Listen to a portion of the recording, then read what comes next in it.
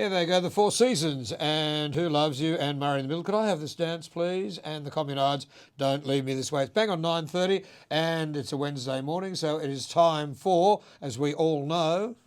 Latest news on what's hot and what's not in the world. Mathew Dickerson on Tech Talk. Here. Morning, Matt. How are you? Good morning, Richard. Very good, thank you. That's good.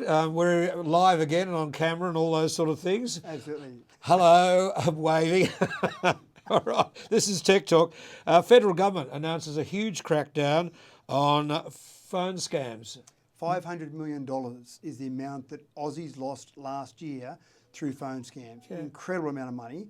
And you think, oh, look, that's just silly people being tricked into doing things. Surely if you're okay and sensible about things, you won't lose money. But they're very clever in what they do. So one of the scams that they're targeting, the federal government's targeting, is a scam where you'll get a phone call where it'll just ring once. Or you'll miss a call and you'll look at it and you'll, oh, I don't know that number, I'll ring that number back.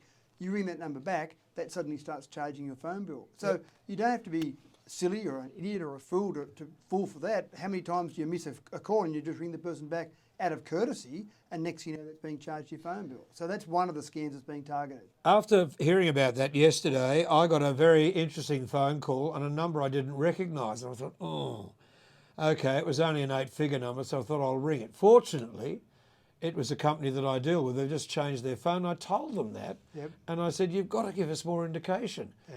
And I said, has your phone gone quiet? He said, well, since we changed the number, yes. No one has to answer the call. No, well, no one's answering the call. That's one of them, because the other one, there have been people who've been scammed in this town. I know of someone in this town who was scammed $8,000. Yeah, there's certainly, and most of them are only small amounts. Most of them, for example, that phone bill scam, you might only be $3 or $4 on your phone bill. You might even notice it on your phone bill. If you've got a number of services on your phone bill, what they're relying on is you don't even notice it. Then there are other scams like you mentioned there where they're more significant sums of money, and for those ones you've really got to be aware. But the federal government's also targeting areas where you'll see overseas calls come in. So you'll see an overseas number, and then obviously that's a bit of an alarm bell to say something's going wrong here. But the third area they're targeting is where people spoof a number. So they'll use a local exchange, they'll be overseas, and they'll send a call via an exchange. So when you see it on your phone, it looks like a local phone number. So you've got a bit more trust in that. You see a call come in from Kuala Lumpur or India or the Philippines, you're probably going,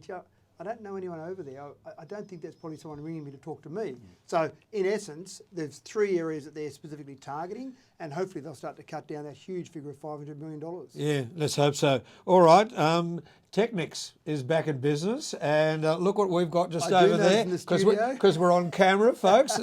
Take a photograph of that. It's exactly our new turntable. Well, that's right. It's one of them. The other one's in the other studio. $850 each, but gee, they're good. Well, and that's the thing, Technics had a fantastic reputation. We haven't seen Technics in Australia for a long time, and I can remember growing up, you know, my elder siblings were all Beatles fans and they'd be playing all their music, and I remember we did have a Technics turntable, as they were called back in those days. That's right, yeah. A turntable at home with the Beatles records playing on there, and again, the whole digital era has almost gone past them, but last year we had more vinyl records sold than CDs. Quite incredible. Yeah. So Technics have actually ran to the market. Now Technics have sold in the last few years 3.5 million of their turntables across the world, which seems like an incredible number. But if you're a fan of vinyl, you're a fan of turntables, then Technics are back in the market. Indeed. I've got my turntable. I won't mention the brand, but it's certainly not Technics.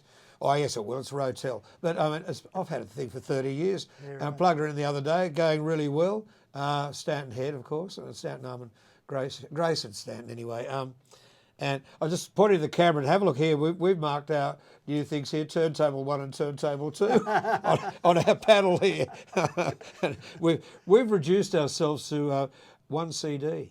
Right. We only need 1 CD in the studio, Yeah, not, and that's not the thing, 2. streaming is obviously the main form of how people get their music now. They come off. Either live streaming or they actually download their music. So the old CD, which was going to be the record killer, it did kill the records for a certain amount of time, but it's actually a bit ironic that vinyl records are coming back and selling more than CDs. Indeed, and I saw the other day the cassettes are making a bit of a return as well. Why? Why? Yeah, 1 and 7/8, the quality's awful. So we won't go there.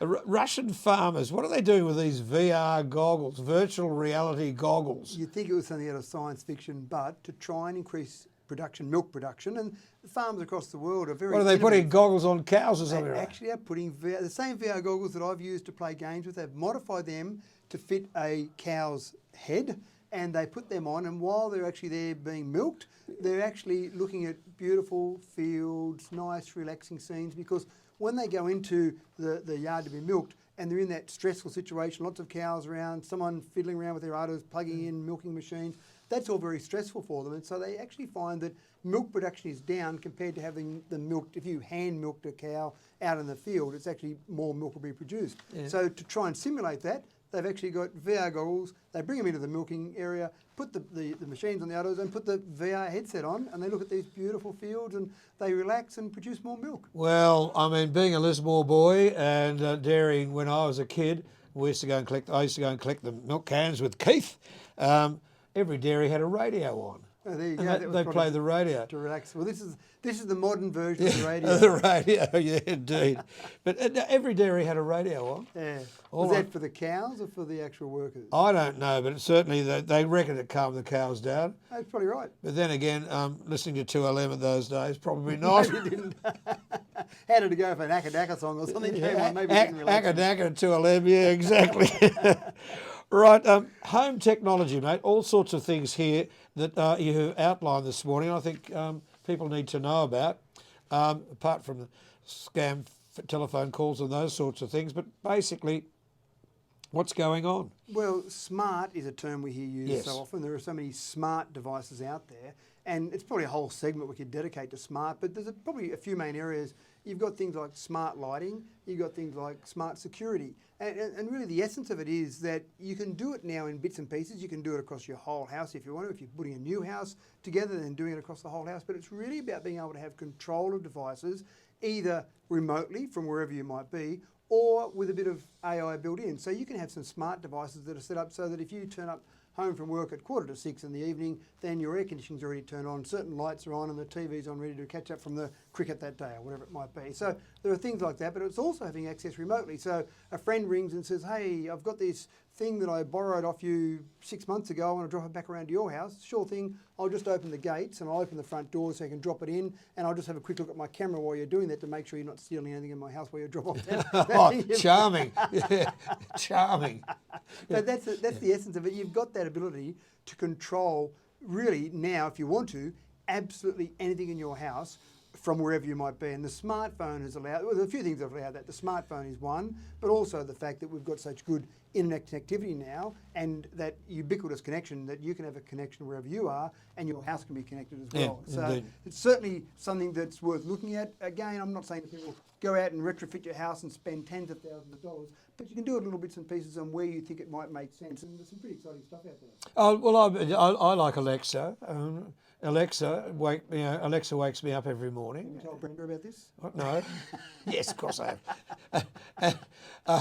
Alexa, turn on DCFM. Alexa, do this, Alexa, do that, and it's good. Even something simple. My wife just wanted to be reminded about something that was going to happen in a couple of hours' time. So it was simply the other day, Alexa, give me a reminder in 2 hours. And they set a reminder for you in 2 hours. So you've got that ability, but what's getting more and more prevalent now is the ability to link those devices. So Alexa, turn on the lights is something that you couldn't do maybe a couple of years ago, but now is very easy to do. Yeah. So that interaction amongst those various devices is happening as well. Well, that's what I'm going to be building in. Alexa, turn on the lights. Alexa, turn on the air conditioning, and do it from home. And remote keys on your telephone. I've already got one of those, and it's good. Yeah. I like it. Yeah, that's right. I like it. All good. Matt, great talking with you, mate. We'll see you next Wednesday for more tech talk. In the meantime, I shall let you wander off, and no doubt you'll be playing with your phone and some sort of computer for the rest of the day. That's your life, isn't Rest it? of the day, rest of the week, Richard. Yeah, I was going to say, that's your life, isn't it? It is. It is. Matt Dickerson and Tech Talk back next Wednesday morning on DCFM 88.9. And the mamas and the papas join us right now, 20 to 10. Oh, I saw her again last night. Gorgeous.